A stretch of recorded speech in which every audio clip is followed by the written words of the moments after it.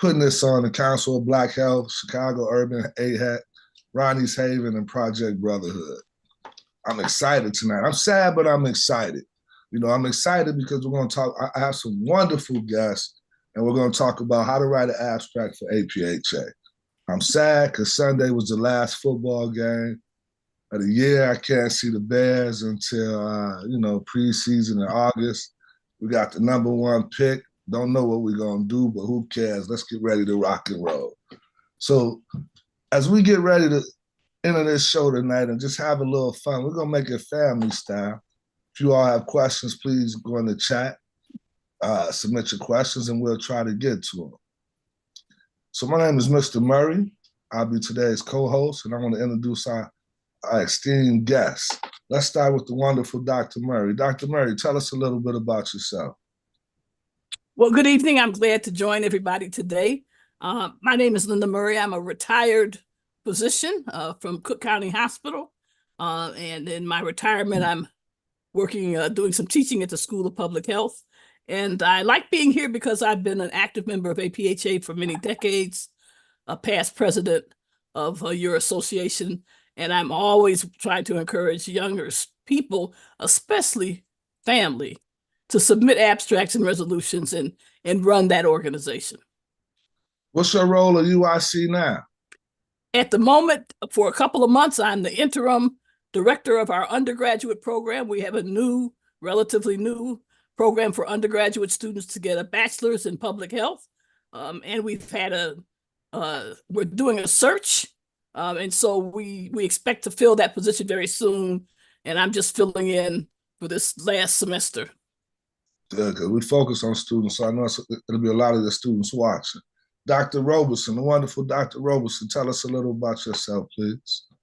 Thank you, Marcus. Good evening, everyone. I'm Dr. Tanya Roberson. I'm a community psychologist with an extensive background in public health and food service systems management and clinical nutrition. I'm currently working at Governor State University in the College of Health and Human Services as the Director of Community Engagement, Program Development, and Academic Support. That's a mouthful, and I'm also a faculty member. I've been a member of APHA for about the last 15 years, and I'm currently the co-chair for the Community-Based Public Health Caucus and the past president of NCBONE, which is the National Community-Based Organization Network, which is the steering committee for the Community-Based Public Health Caucus. That's a lot. That's cool too. Oh, young brother, tell us a little bit about yourself, please. Yeah, my name is Osei Diko. I'm a project coordinator at the University of Illinois Cancer Center, working on the oral cancer study with the PIs, Mr. Murray and Patrick Smith. I'm also a graduate of the Chicago State University Master of Public Health program. I've been a member of APHA for the past 3 years. I presented at the APHA conference in Atlanta last year, and then I did the presentation in 2021 in the online program with the one in Denver, and I'm just glad to be on the panel. And we're definitely going to help you through this process. And I know you didn't mean anything, but Pat Smith is a dentist. Dr. Smith is one of the few brothers in the country, one of the few people in the country doing work with our oral health and Black men, a cold young brother. So last but not least, Dr. Glover, please introduce yourself. Tell us a little something. Sure. Good evening, everyone. I'm Melissa Witt Glover and the Executive Director of the Council on Black Health. And we're a national research and action network. We are made up of academic researchers, community members. We work with community-based organizations, funders. We work with anybody that wants to work with us to achieve optimal health in Black communities. And so our work is around research, practice, and policy.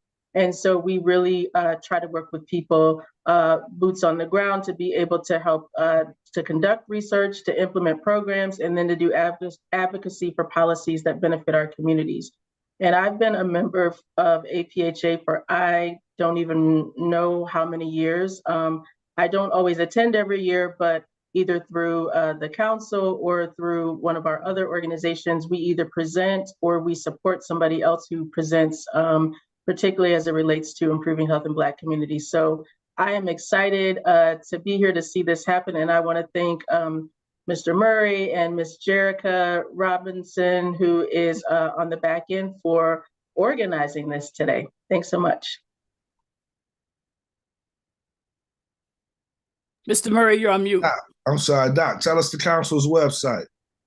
Oh, sure. The council's website is www.councilbh, as in Council on Black Health, so www.councilbh.org.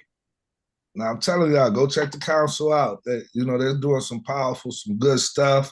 Check out their Bill of Rights, some of the stuff they got coming out with Black men, some of the stuff they have for Black women, the stuff they do around policy, practice, and research. I'm about to put my Suge Knight voice on and say, you tired of messing with them fake researchers and you want to get with people that's really doing something for Black folks, come to the council. I support the council.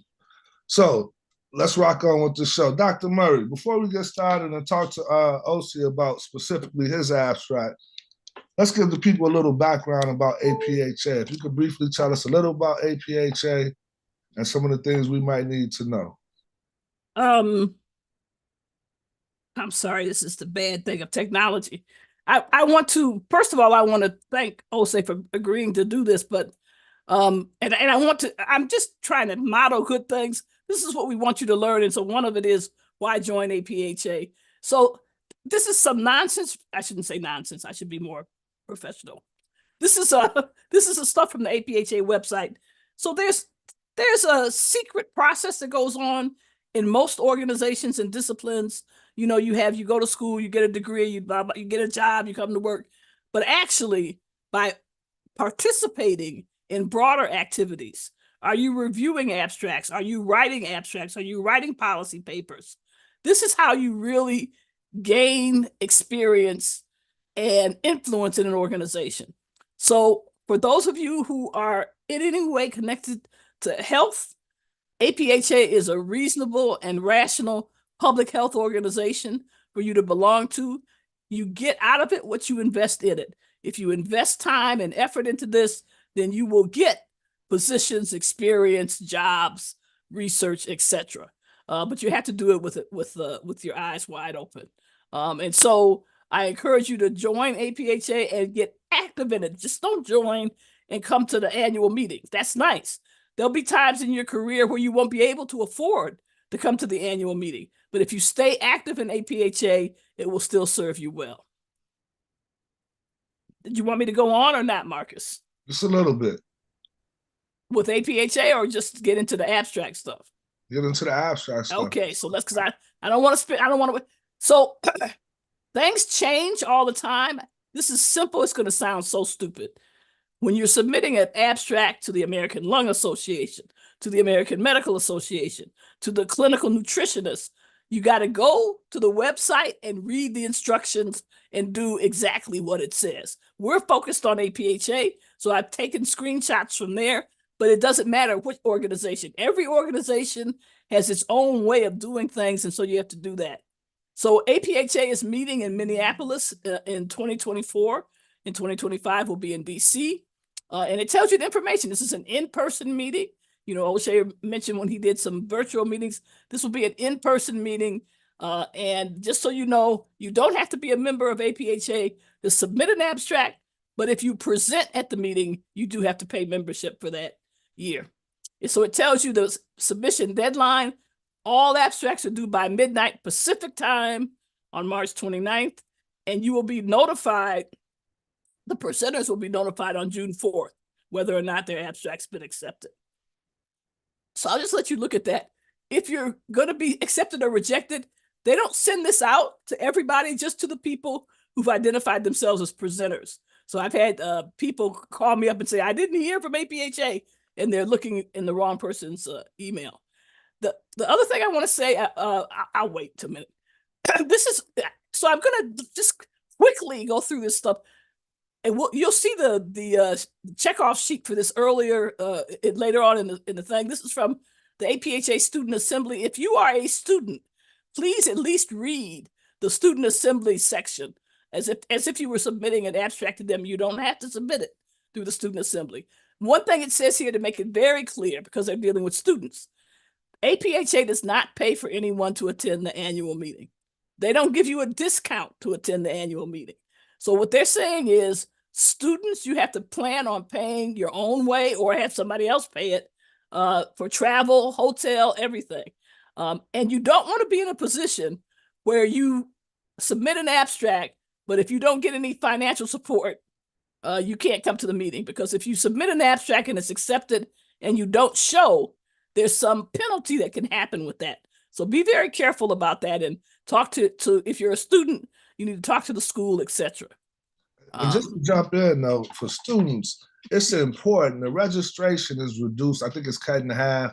So even if you, I think the registration is around $325.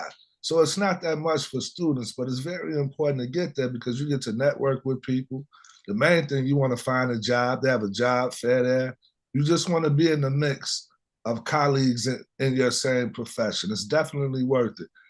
And sharing a room, use the buddy system. Yeah. Put it this way, APHA is more important than that Miami spring break, you know.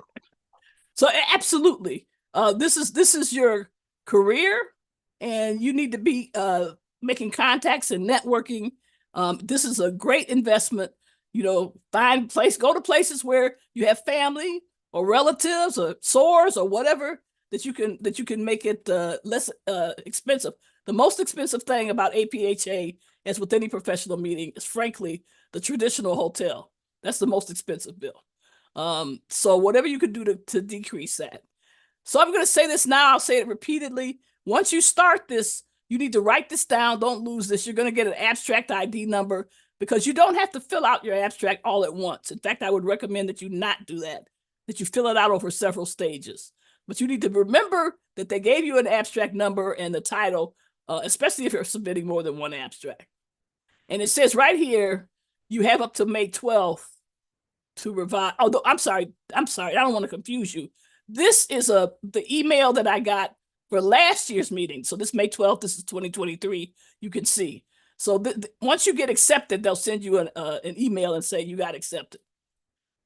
So when you go on the APHA website and you say, okay, submit an abstract, this kind of page is going to come up.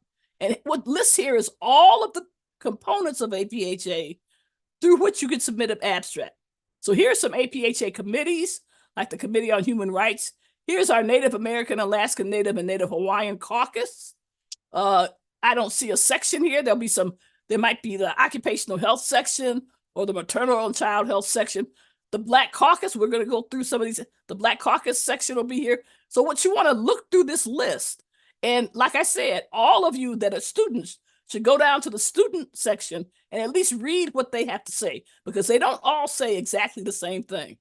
So Dr. Murray, I heard you say you submitted an abstract last year. Why would somebody of your stature still be submitting abstracts? What's the reason? Because we are a professional organization, and we are and we believe in having scientific discussion and arguments. And this abstract, let me go back here and find what this was. This was on structural violence. So this was somebody invited me, actually 2 past presidents invited me to submit this paper, but it doesn't matter that I was invited. I still had to put down the title, why I deserve to speak on it, you know, what the learning objectives were, etc. So I had to put down everything as a student would have to put down, which I think is only fair. So you need to know what the unwritten rules are. We'll see some of the unwritten rules in a minute, so I don't want to jump ahead. So you need to pick, this is the hardest part to do. Decide what component, what part of APHA should you submit through. It helps if you submit through something you're active in, because then you know what the unwritten rules are, and you want to get known among those people anyway.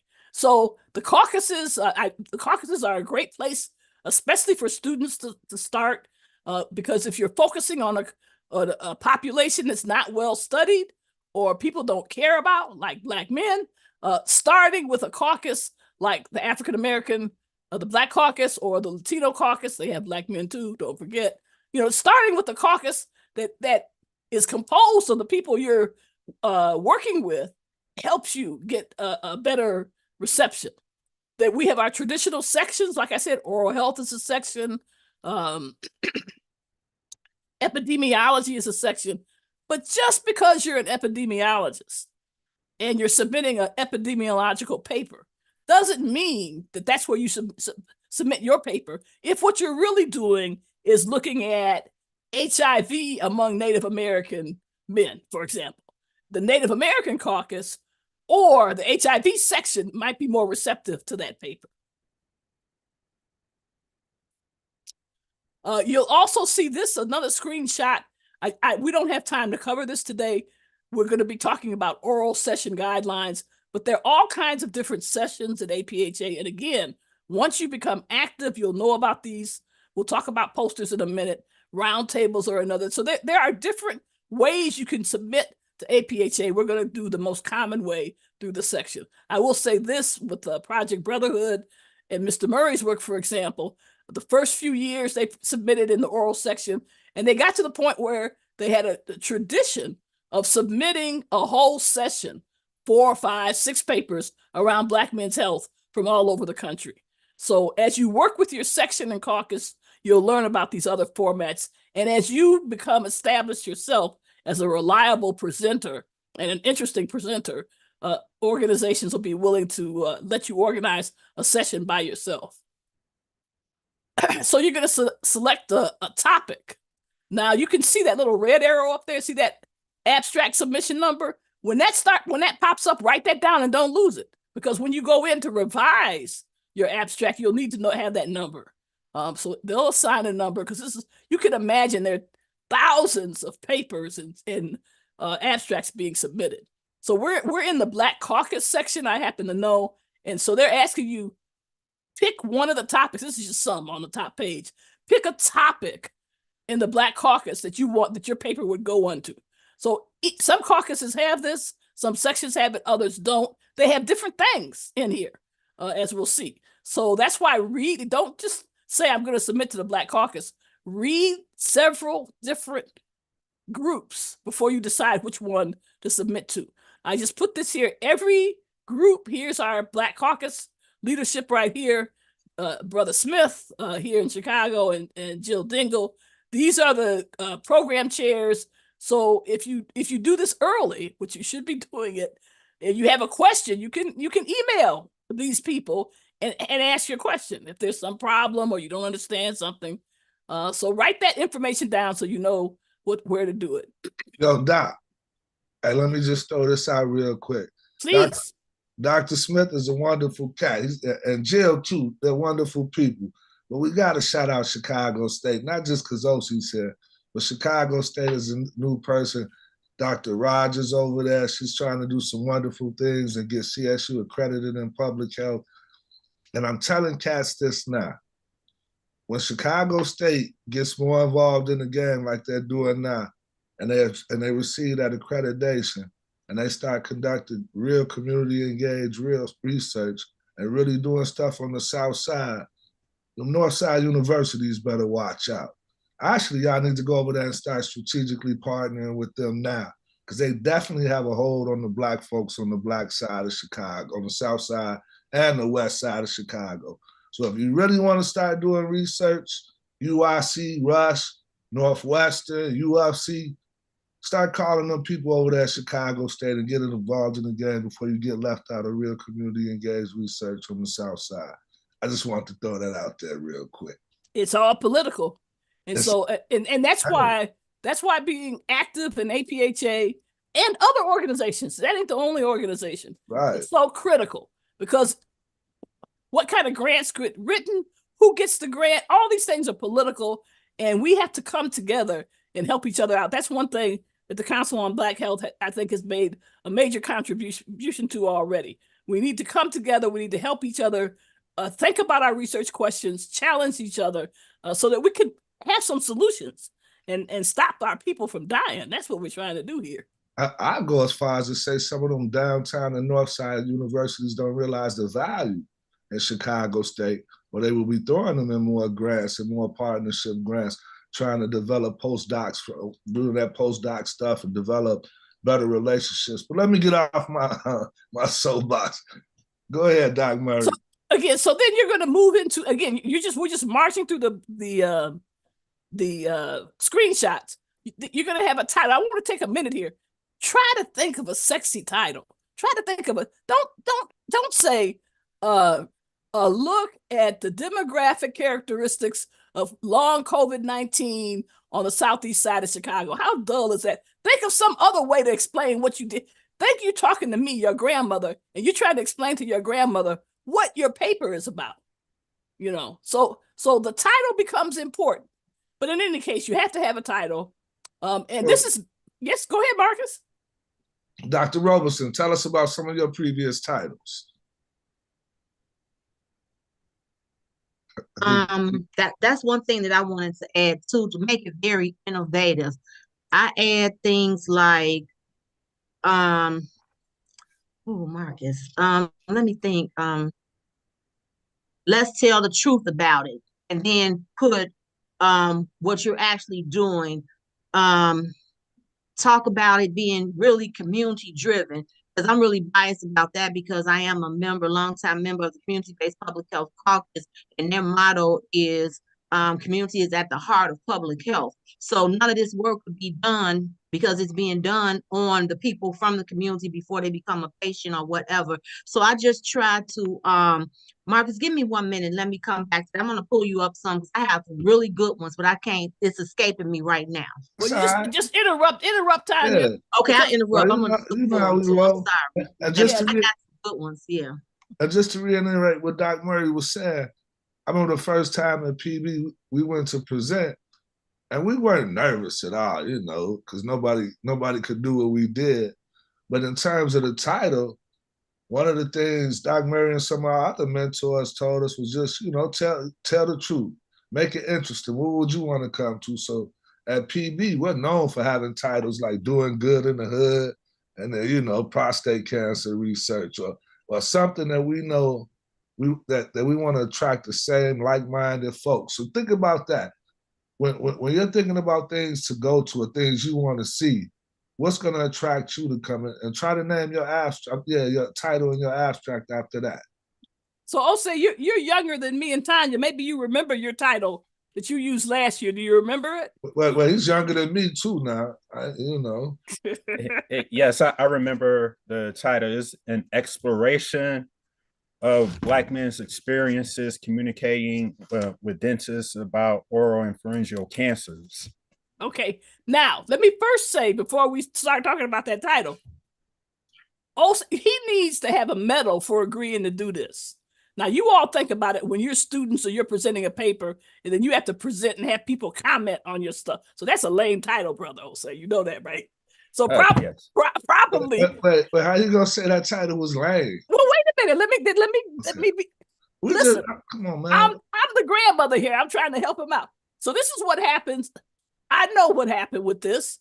Jose is an intelligent young man, and he was writing a professional paper, and those people that he was talking to wanted him to present a professional paper. There's over 12,000 different presentations at APHA. So how likely, even if you were interested in that, how likely are you able to find his abstract? So I can't think of a snappier title off the top of my head. My point is, well, let me ask you, given your experience, might you write the same title today, or would you try to do something a little different? I would do something a little bit different, but I just need some guidance from you all on how to do that. And you already gave some good suggestions. I would just like to hear some more. See, I'm not a good marketing person, but the point is, you can take your time. If you do, let me be clear, if you do what you're supposed to do in a timely way, you'll have time to sort of figure out a nice title. But don't be afraid. The point that we're trying to make is, don't be afraid. How can I say this? We want APHA to have some soul. That's what we're really talking about. We don't want it to seem like white North Shore researchers that are sort of afraid of people. We want it to have some soul. We want, when you look at that abstract, you say, oh, I bet a brother or sister wrote this abstract. just by the title alone. They might know something, you know. So think about what you would go see. That's really the question. Now, Doc, I will have to say this. OC is an employee of a university. That's right. So there's and young people understand this Project Brotherhood stands alone, so we're free. We can say shit we want to say. I shouldn't curse, I apologize. When you're an employee of a university, and it's a gift and a curse. The university has a standards that's different. The university wants to hear that scientific mumble jumble because they think it's cute. You know, they want to say, shit, half of them don't even know what the other half is presenting on. So you have to find that balance in between what's allowable for the university and what's not. I've been partners with some universities where the PIs were scared to say Black men. You know, oh, that's singling out other folks, and the grant was about Black men. So I will say, and I was on that project with OC too. So I will say this: I understand what Dr. Murray is saying by adding a little bit more soul to the title. But by him saying Black man or Black men, I think that's powerful in itself by not saying African American men. So it's a balance, and I'm not disagreeing with Dr. Murray, and I'm not disagreeing with OC.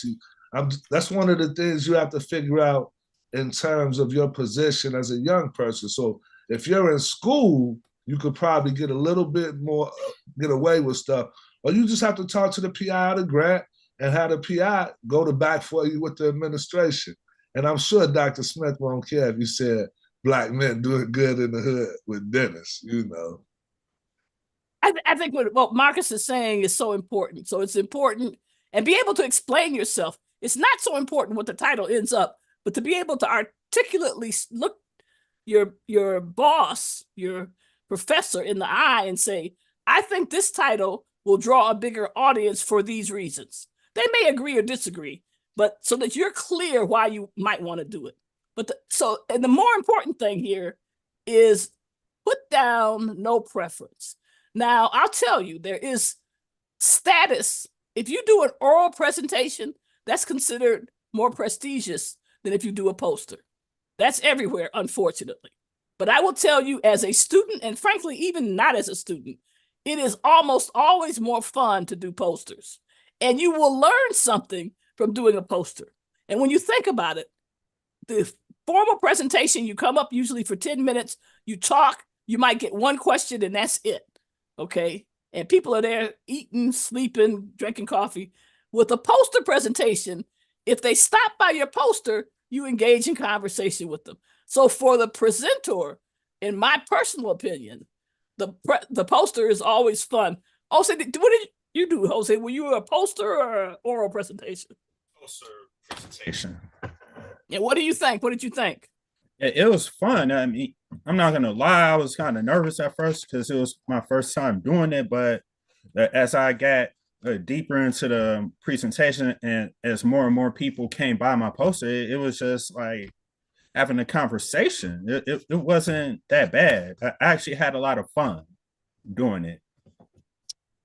So, but and you do the material though too. That helped right. Too. Knowing the material, you're able to present and make it a conversation. So that's a skill that you had too, and it's a reward from your hard work that you put in on that project.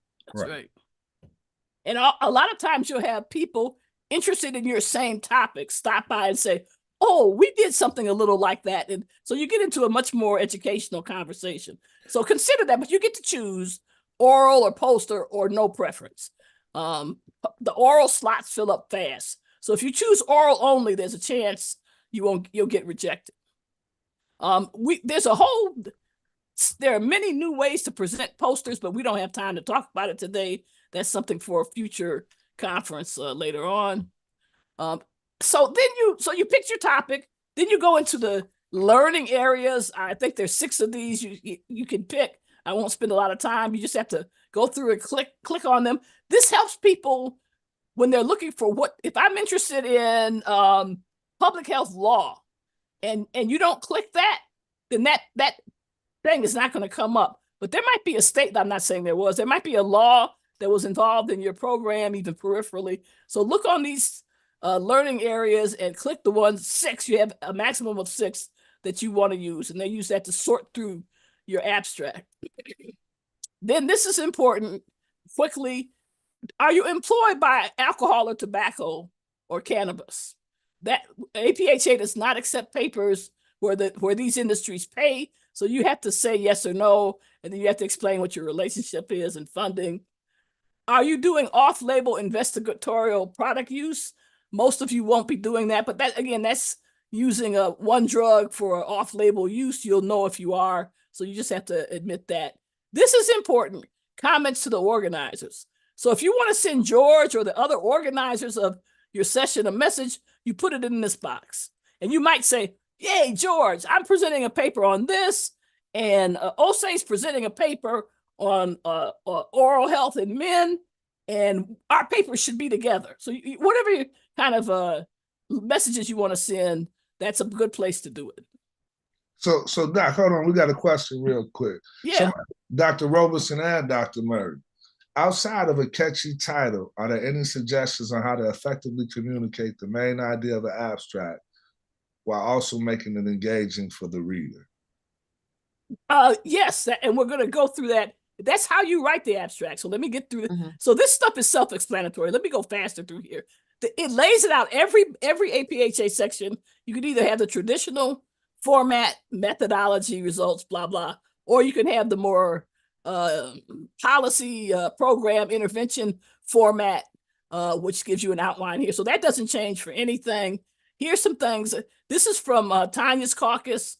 Look at this. They're seeking abstracts. So this, if you read their caucus, they're looking for community-university partnerships. Okay, so if you have something like that, you want to highlight that for them, and you might submit it to them.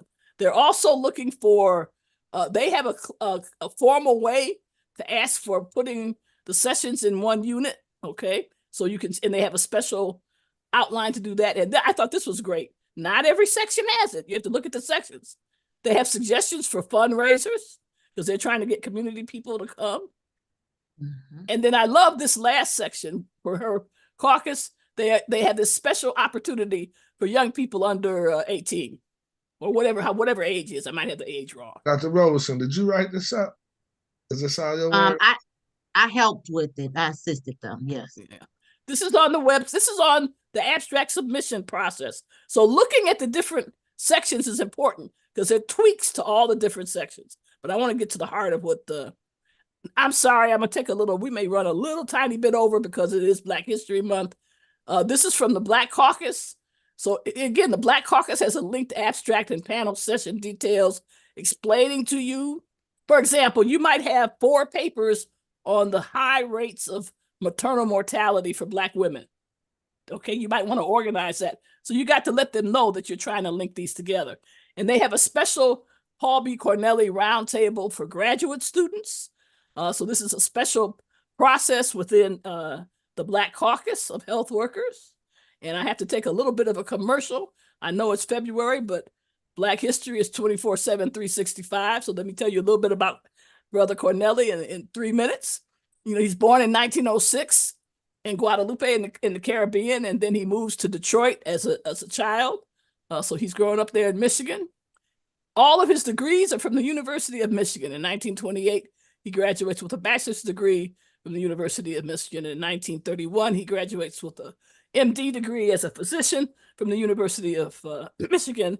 And more importantly for everybody in public health, he is the first known Black to graduate with a PhD, with a doctorate in public health, the first one in the country in 1934 from the University of Michigan.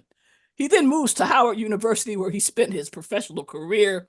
He served as the head of preventive medicine and bacteriology. He was the head of the hospital, Freedman's Hospital, for a number of decades, the head of physical and rehabilitation medicine. But he was a very active person.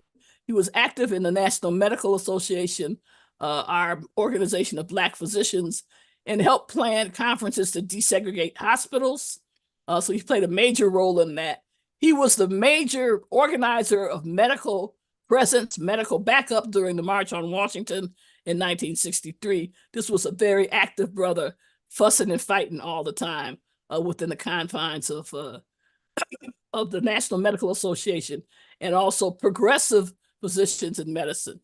He is the founder of our caucus, one of the founders of our caucus. He organized in 1968 during the opening session. Black people walked out of the opening session. I have not found out exactly what precipitated it. I have my imagination, but I haven't heard a definitive source.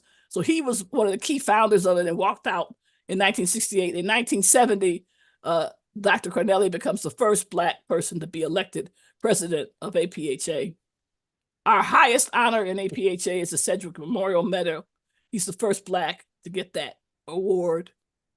And so it's fitting that we have this graduate roundtable for him, for people getting a master's or doctorate. So when you're going through this stuff, if you're in that category, look at it. And, he's the first Black chair of the APHA medical section. He was the first Black medical doctor to support the United Coal Miners. I mean, he is a major figure in public health. So after that Black History commercial, February, then you have learning areas. Again, you just have to select 6. These are the 6 we were talking about before. Health indicators. This just allows APHA to keep track of what their sessions are on. So these are all the health indicators you can select. You can select up to 3 of them.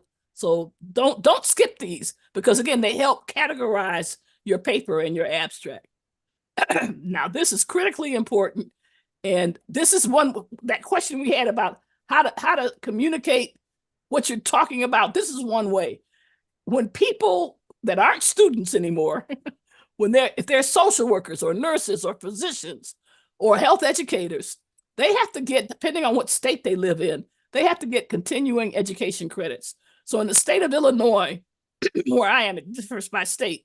If you're a social worker working in a health center or working in a hospital setting, in order to keep your license as a social worker, you have to get continuing education credits.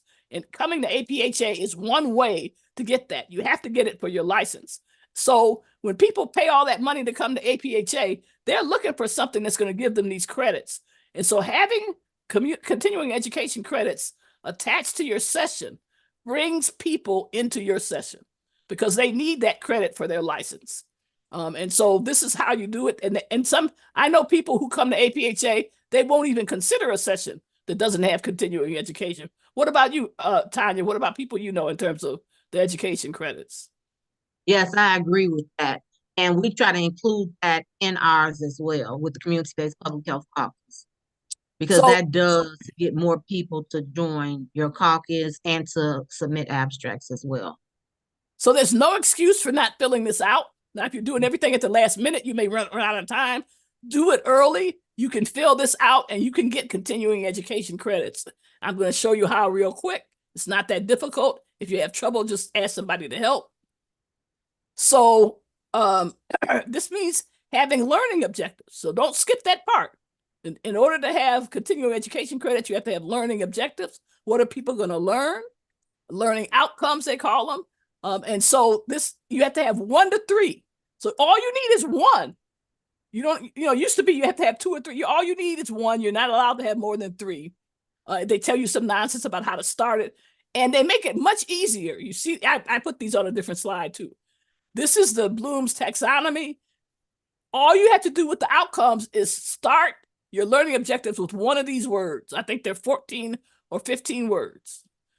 Discuss the ways in which Black men have increased oropharyngeal cancer, okay? Or define what colonialism is and how it's affected Native Americans. So you just have to use these words. It's gotten much easier. Identify, yes. Right. Mm-hmm. So you think about what you want people to do at the end of your presentation. Do you want them to be able to? Yeah. I'm sorry. I just found, because this is killing me that I couldn't think of it because I got so much going on. Go ahead. Just found in all of these abstracts with these titles, when you have the catchy titles, and that gets people to be like, wow, what are they talking about? So one of them, and all of these were accepted last year. Putting the unity back into community, across sector collaboration for improving stroke health. And that was my connection with state Representative Debbie Myers.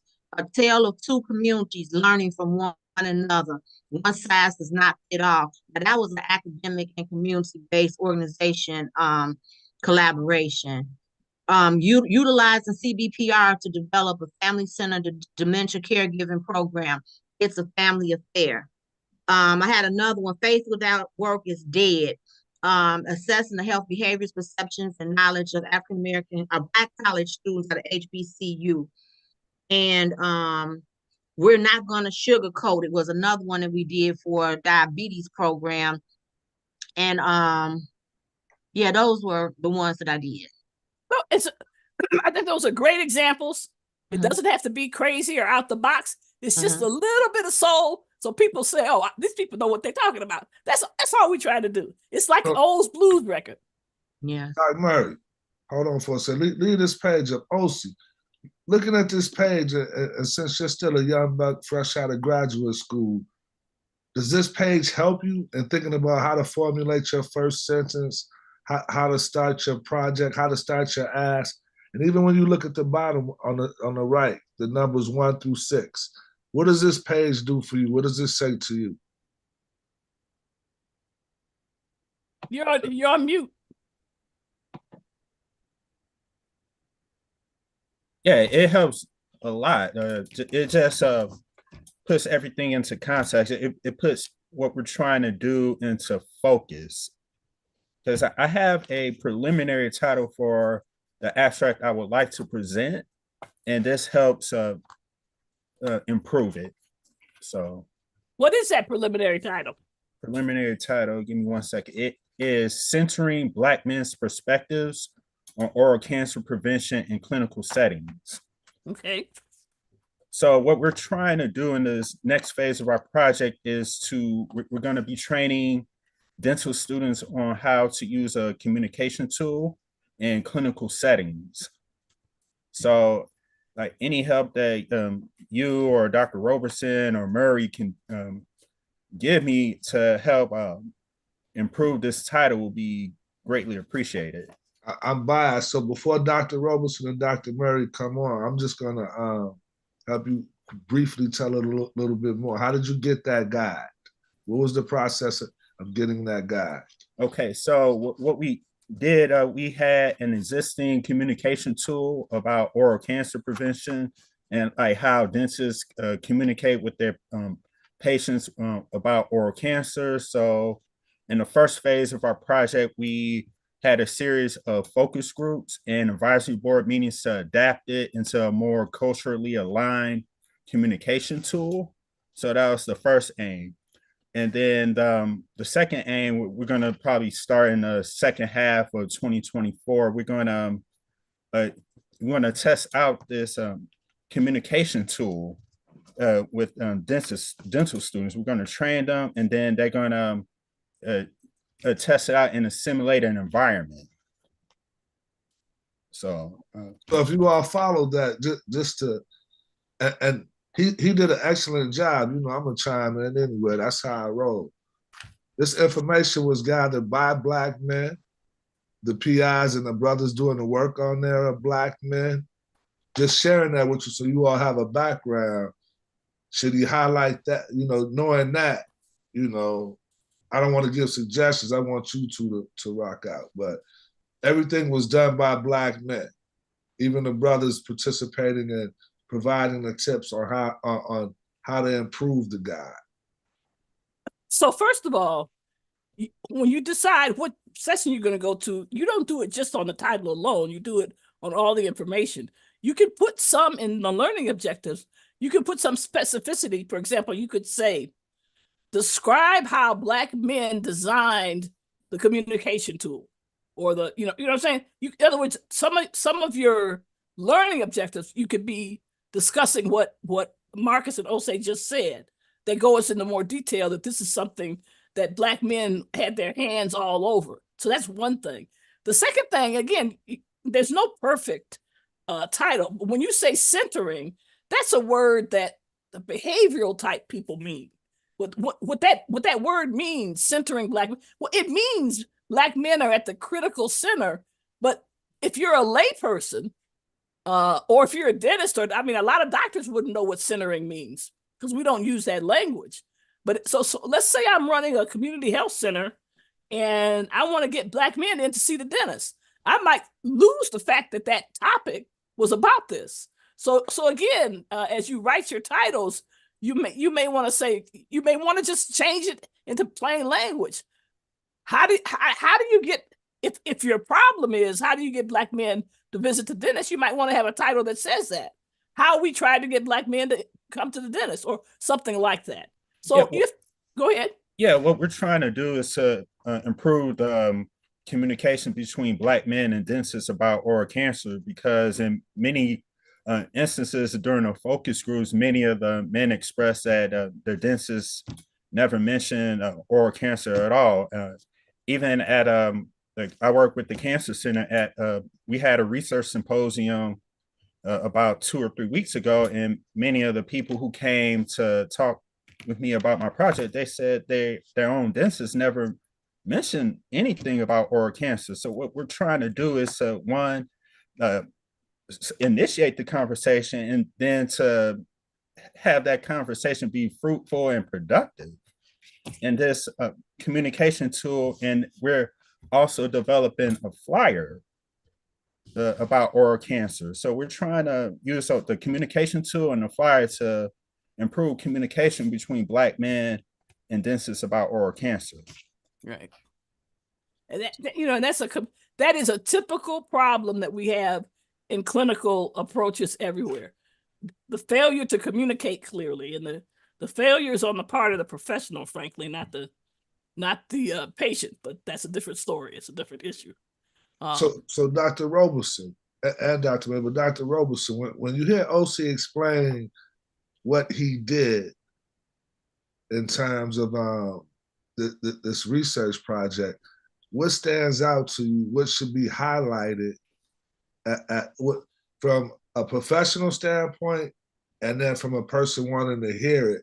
Are there anything that stands out that should be highlighted in terms of when we look at this, at the Bloom verbs? Like, what are some of the main things he should focus on in an outline for him? Remember, we can't get everything done today, but what are things that stuck out to you? And chime in as well, Dr. Murray. What are things that stuck out to you that should be highlighted, that he should build out? Yeah, I really think that whole communication piece, especially with it being Black men, because they usually don't go to the doctor. When they do go, it's probably far too late or whatever. So for these individuals that attend his presentation, for them to be able to discuss or even describe that whole communication piece, maybe put in shared decision making. So, and OC, chime in too, because you're taking the lead. So if we had to think of 3 things that you would want to hear just in that communication guide, and it doesn't have to, we don't have to stick to it now, just how it was developed. I'm trying to repeat what you said, how it was developed, how the Black men played a role. I can't remember the third thing. Yeah, how it was developed, and especially that the tips were identified by these Black men. Okay. Mm-hmm. Okay. What about you, Dr. Murray? Did anything stick out in terms of what he said that would interest you if you were listening, or if you were going to attend? What were some things you would want to hear about this process? I think the most important thing is to clearly state the problem you were trying to address. Because I don't know about the solution, but so if I'm having trouble communicating with some of my patients about a problem, doesn't even have to be Black men in oral cancer, then I say, oh, maybe I should go to this because I might learn something. So when you go to APHA, you're trying to find people who have the same questions you have. That's what you're looking for. Yeah. And you want to hear what they have to think about the same questions you have. Yeah, the problem is, one, the conversation in many cases aren't being had. And then 2, like when these Black men, they go to their own dentist, I mean, a lot of the men on the focus groups, they stated they felt the dentist didn't really make time for them. They didn't really listen to their concerns, so on and so forth. It was a lot, but those were the 2 main things that stuck out to me. Oh, Oh, go ahead, Doc. No, I'm just trying to get through the rest of these really quick. You have to, this hangs people up. So let me be clear. Do not wait till 10 o'clock at night on the day of the deadline and think you can do all of this, okay? Because you can't. So you really need to start days ahead of time. There's a place for you to put all the authors. OSE presented, I don't know how many authors, it might have been 4. I don't know how many authors were there, OSE, in your paper. There are 5. Me, Dr. Smith, we had Alex, Andre, and Marcus. Okay. All the black men. That's how we roll. We make sure all our young brothers get credit for the work they do. Okay, so there's a process here. Hold on. I want to say that again. When you mess with certain organizations and you mess with real people that want to help you, us old heads don't care about, I almost cursed again, don't care about the shine. We want our young brothers to get it. You heard OC say he's a graduate of Chicago State, did the poster session. Let him do it again. Let him figure out, we're gonna help him, because this goes on his resume. So when he's building his career, they're gonna look and say, oh, my man presented. That's how we roll, man. I'm unapologetically black, so all the time. So there's a place for you to put all the other authors in APHA. I'm gonna tell you, you need to get this ahead of time, because you're gonna have to know their email, the school. You're gonna have some information about them that you may not have. So you need to go in here and see what you need and put it in. I put in so that you have that information. You know, again, but you're not gonna be able to get it at 11 o'clock at night. So you can see I put my play sister in here, Dr. Williamson, and I made her the presenter. So you have 5 people, 5 authors. You could have had 10 authors. You can only have 1 presenter. And you got to be clear who the presenter is. So that's just, but you still have to have all the emails, all that information on all of the authors. So that takes some time. So get that done ahead of time. And then this is another thing that I don't know why, because, you know, the white people don't have any trouble with this. We seem to have trouble. It says, I am qualified to be an abstract author on the content because, and they don't say, so the play title I used here was Decolonize Health or something. So I said, I spent 70 years as a colonized person. That's why I'm qualified. You just put down something. Don't stress over this. Dr. Robertson and Elsie, what did you all put last year? What I did was copied off the first line of my bio. Okay. Whatever the first 75 words were, because those were the most important. Just to make it straight to the point. Mm-hmm. What about you? What did you put? I don't remember exactly what I put, but what I would put if I'm doing it this, I am qualified to be an abstract author on the content I'm responsible for, because I've been on a project for almost 2 years, and I work with black men for Chicago State. Yeah, my whole life. Yeah. Well, you still are a young brother, so make sure you semi-professional. Don't be too free right now. Right. You know what I'm saying? You still want to maintain a gig. Like, I wouldn't even fill it out. Because I'm him. That's what you might get rejected. They won't let you go further. Yeah. You have to fill it out. So the point I'm trying to make is what the white people write down here is not any different than what I wrote. I've worked it for OSE, to be professional, he could say, I have been employed by the UIC Cancer Center for the past bump months. And, so just state facts. It doesn't have to be, you got an award. So then you get this conflict of interest form. That's what it tells you it's completed. This has got to be completed by the presenter. They got to promise that they don't have a conflict of interest. Otherwise, you can't go forward. That's why these little landmines are toward the end. They don't have nothing to do with what language you pick. So that's why you need to get this done early. I'm suggesting that you finish this 3 days before the deadline. So when you go through this, you have all the authors. Here's all the information you need, workplace or school, street address. So this is stuff you wouldn't normally think of. Only the presenter has to do the conflict of interest. And so just having that information becomes important. Then you get this last thing, your abstract submission has been received. And it summarizes. So my topic selection was effects of racism, colonialism, and white supremacy. That came from the Black Caucus. The title I picked was Decolonize Health. Mildred Williamson is the presenter. Here are the learning outcomes. And, so they summarize everything for you. Now, so really only 2 slides left, even though this is going to be posted somewhere. This is the most important slide right here. What does it say? You have to write 4 drafts. You write the 250-word abstract, not 251. It's got to be less than 250. You got to rewrite at least 3 times. You got to do that. And gather everybody's email before you start the electronic submission. And this is suggesting, right? And I'm really serious to try to do it 3 days beforehand.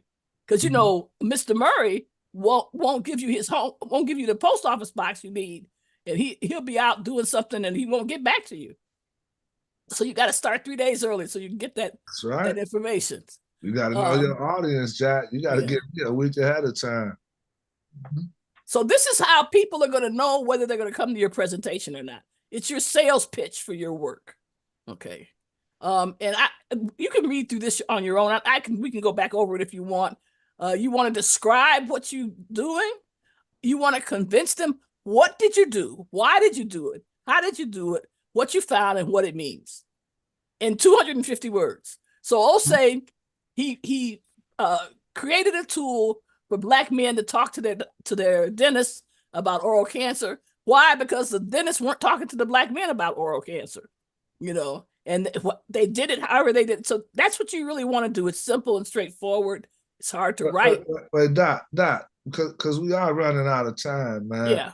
That's why I told you it should be 90 minutes, but you done got both of us in trouble, but that's a whole nother thing. So can we leave this slide up?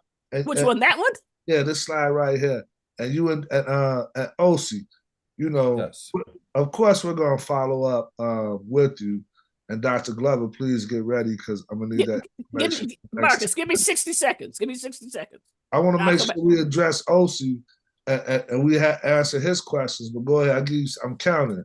59. Don't be counting out loud. What's wrong with you? Here, when you write in an active voice, not the passive voice.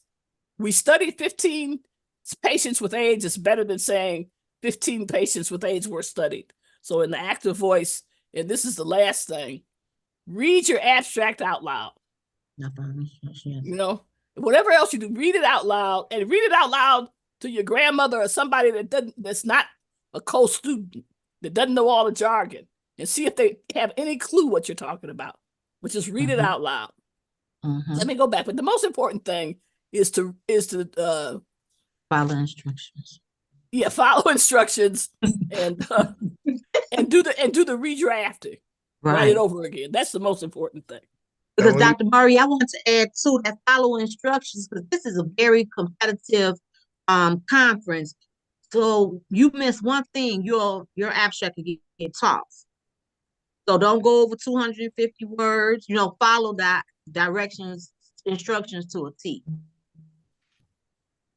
So thank you too. So OC, it was that one place. So OC, yes. And we have a follow-up. Dr. Glover's going to chime in a second and talk about the follow-up. Briefly, is there anything you want Dr. Roberson and Dr. Murray to help you with in terms of that how, what, when, why page, like to give you a better understanding? And we don't expect you to be able to write the abstract tonight, but to give you a better understanding on which part of your research you should focus on to present. Yes, we, as you know, we working on a flyer, so I think that should be a big focus because we put a lot of work into developing that flyer and of course a focus group. But I'm just needing some assistance on how to integrate the flyer. We have a prototype of the communication tool. We have a prototype of the flyer. I just need some assistance on like how to put that into the abstract. Yeah, because we're doing a lot of good work. I really want to put that in there. Well, I can answer that for you. Really, you can't put it in. The abstract can only be 250 words. Okay. You can't put in a video. You can't put in a flyer. You can't put in anything else. Yeah. However, once you have the abstract done, you can either in your presentation If it's an oral presentation, you can have the flyer physically there. And if it's a poster presentation, I think there's some newer approaches to posters that are amazing, using the QR codes and other things that can take you to videos and flyers and posters. I have a question just for clarity. OC, were you saying put it in, like putting the actual physical flyer in your abstract? No, just like put in the process of how you got to that point. Right, yeah, put in the process of how we developed it, like with communication to how we adapted, where we had focus group, we had meetings so the PIs. So it's the process, not the actual thing. Okay, I'm sorry, I misunderstood. So Dr. Roberson and Dr. Murray, the process of getting this communication guide, getting this flyer, what's the juicy part that would be that he should focus on that you think will get accepted as an abstract? You emphasizing the group of Black men that you had, preferably from the general community, that helped develop the principles and the flyer. That's the key thing, to make it clear that the process of developing the flyer or anything else that you're using, any other tool, was a process between you all, the people doing it, and that lay people, the lay group, the people who aren't dentists. That's what I'm trying to say. The folks that are not dentists, who were Black men. So Dr. Roberson, in your past, if we just look at the focus group right now, in your past experience of presenting and watching presentations, what information, and we're gonna go down each section like this, so I'm just breaking it down this way. What information, chime in Dr. Glover as well, what information would you all want to hear specifically about the Black men in this group? Is it you want to hear what they did for a living, some quotes? The quotes are important, but I don't know if he'll be able to fit that in on this abstract. That's why I'm sitting here thinking that this was great. So we got to have part 2, because we don't want to just say good luck after we show them now how to submit an abstract. Now, once he does get accepted, because I'm claiming it already, then I want to hear the good and the bad. Talk about some of the men didn't want to speak up or whatever, if they had medical mistrust. So talk about some of your barriers as well. And maybe he could mildly mention it in here if he has room, but that's what I'd like to hear. So it would be a sentence on like a sentence or two on the focus group, a sentence or two, like, speak up, OC, help me out here, man. I'm trying not to steer lead it too much because I know the answer. All right. I like that, a sentence or two on the focus groups, and then maybe a sentence or two on the flyer, how that process, how we did it. And depending on the situation, if there was, it's always interesting to highlight in the abstract if it happened. Yes, it happened. If there was a difference between what the dentist thought would be useful versus what the men thought would be useful. Okay. Okay. So because because you're talking about lack of communication, but what's even worse than no communication is miscommunication. Okay. So if the dentists are presenting something that is off-putting to the community, they need to know about that right away. Mm-hmm. Okay. So looking at those so it's one thing to say, so you might say focus groups were used to refine the flyer. Or you could say something like focus groups revealed that there was miscommunication between the dentist and so it depends on what happened. Okay.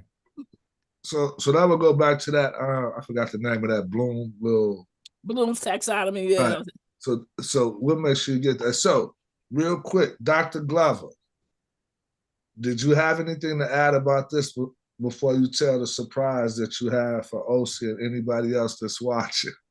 No, I think just to add to this, when we do, Mr. Murray and I worked on a project called Active and Healthy Brotherhood, which is focused on Black men and chronic disease prevention. And the biggest question that we got and the most watched webinar that we ever had was, how did you recruit?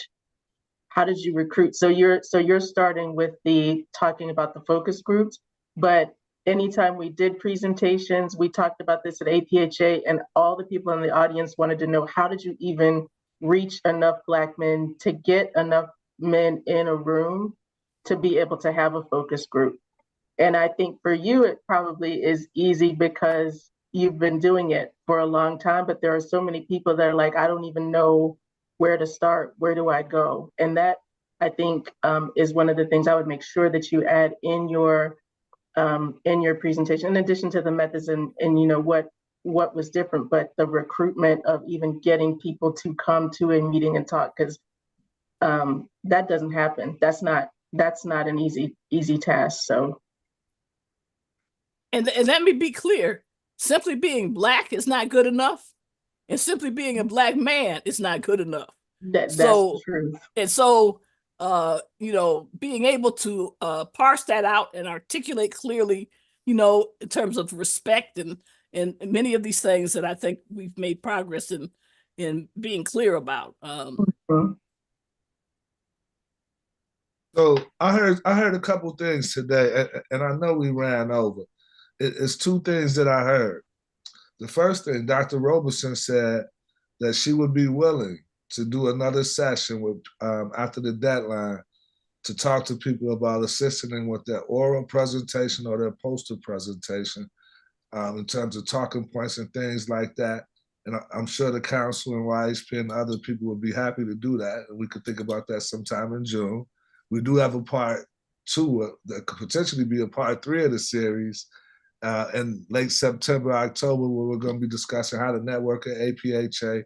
Hopefully we'll have some of the caucus people on here to talk about their caucuses for a little while. And just some of the fun things to do, because it's not all about just presenting. Some of the best contracts and people I met was from hanging out at the hotel bar. Pause on that though. But the third thing is Dr. Glover, and I'm gonna let her say it in her own words, but Dr. Glover and the Council on Black Health, this is for people like you, Osi. This is for young professionals and students.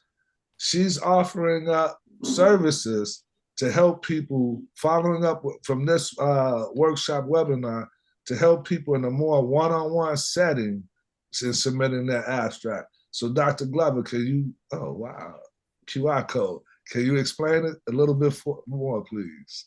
Sure. So for folks that are interested in submitting an abstract, we have a number of academic researchers and other community practitioners who, if you would like some assistance with putting your abstract together, whether that is, I might have an idea, but I'm not quite sure which pieces of it are the most interesting, or I wrote my abstract, but I would like somebody just to take a look at it and help wordsmith, or you have another question, we are happy to help with that. So I think Jerica is showing a QR code, and there is also, I think, a link that we can put in the chat for folks that don't use QR codes, but you can fill out that form, you can drop in as much information as you have available, and we'll work to get a consultation meeting set up with you so that we can help review your abstracts. See, that's Thank what you. The council's dope, man. This ain't no play organization. So basically, they're here to help you. I never heard of that before, unless it was in person. As we wind down, and the next time I'm gonna see if we go a little bit longer. As we wind down, I'm gonna start with you, Osi. Don't run away yet. I want to, because you're the star of this. We want to make sure you know that you got a little something to help to get you started, and possibly some closing words or remarks from you before we go around to everybody else. Yeah, definitely. This session was beneficial, especially everybody gave me good advice, but what stuck out to me is a part, I believe it was Dr. Roberson, who said just focus on like the focus groups revealed the flyer, So that really helped. So going forward, I'll work on that, and I will put that in the abstract. Now I'll reach out to Dr. Glover for feedback on what I put together as far as the abstract, for sure. Thank you. Thank you. And I'm not mad at you wearing a blazer, Jack. I'm impressed, man. Like, for real. Yeah, I gotta look good. I gotta represent you and Dr. Smith really No, well. you representing yourself, dog. I'm happy just to be associated with you, Jack. Get your shine on, man. All right. Let them know, black men, we come in all shapes, sizes. You know, hey, this is my new uniform for Zooms. I'm gonna hang this up and wear this hat and jacket all the time, like Mr. Rogers. So I'm tired of getting, dressed for Zoom. So, Dr. Roberson, please end us with something special, something nice, something you want to leave us with. You're muted. You're muted. You're on mute. Okay, I'm sorry.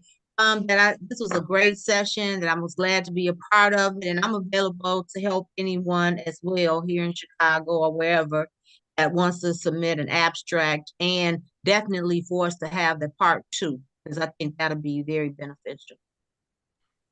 Thank you. Dr. Glover?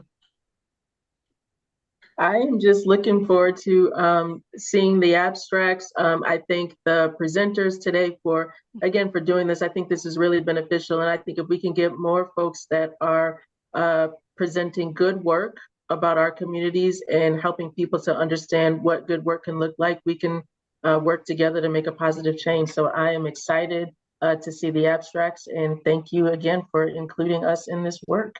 And what's that website again? It is councilbh.org.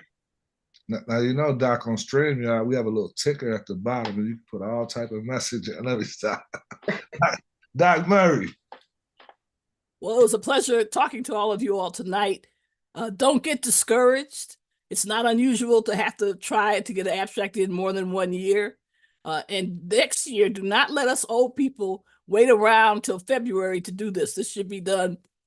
This session should be done before Christmas, and then we can divide people up around the country and put the hands on. I think what the council is offering to do is really important, so that you have somebody to work with to help you. And then, of course, I agree with what Mr. Murray has said in terms of presentation. That's a whole nother scene. And we should do something special on posters too, but that's for the future. So again, good luck to all of you all. I hope as many of you as possible come to Minneapolis. I'll be there. And stop me in the hall. I don't remember Mr. Murray here. But just stop me in the hall and tell me you were on this program and say hello, holler at me, make me feel young. Thank you, Dr. Murray. And I just want to thank everybody for joining us, and we will be back. I want to thank Ronnie's Haven, Urban AHAC, Project Brotherhood, and of course the Council on Black Health for putting this on. And we said 2 events. It looks like it might be 3 or 4 events, but the main thing is we're here to serve you young people. We're here to help you out. And Doc Murray, come on, we got to be careful. All white folks ain't bad. There's some good ones. Might not be a lot, but it's a handful. And we just want to have a good time and make sure people save the world. And Jerica, thank you. A special shout out to Jerica, because she really helped put this together. Because I'm an analog cat. I would have just been talking with a loudspeaker. And good luck. And I'll see you all soon. Take care.